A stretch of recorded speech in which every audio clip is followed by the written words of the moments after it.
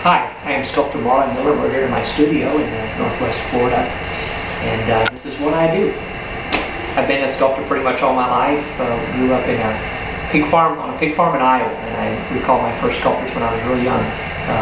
Used to use baling wire and make small cowboys and horses, and that was very exciting for me. And I've been involved in the sculpture world pretty much ever since. My mother was a painter, my grandfather, and even my great-grandfather, mostly one-dimensional work, and I've always been more intrigued by the three-dimensional kind of work. I started making a living when I got out of the Air Force as a sculptor and traveled around the country to big juried fine art shows, and got some good following and some collectors down in South Florida along the East Coast, and especially along the Gulf Coast. And after Hurricane Katrina, I was called upon by several states along the coast to perhaps come in and save some of their giant historic oak trees from being cut down after they died, after the salt water got into their base after Hurricane Katrina.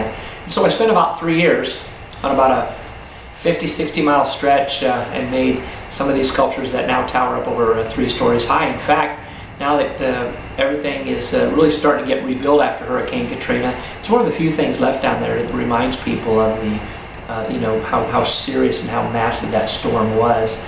And they also stand as reminders, I feel, that represent a lot of the giving back, a lot of the volunteers that came into the area afterwards and really helped those people recover from, such a dramatic storm. I now spend most of my days exploiting the popularity of those sculptures to raise money for good causes. A lot of charities and foundations that rely upon my donations to keep their offices going. And I also have work in a variety of galleries along the coast.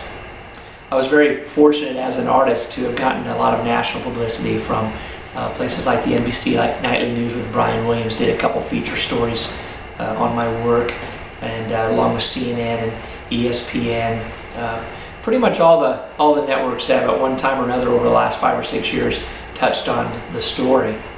As we go into the new year, I'm hoping to venture off and experiment with some more contemporary work and maybe a little bit of abstract work.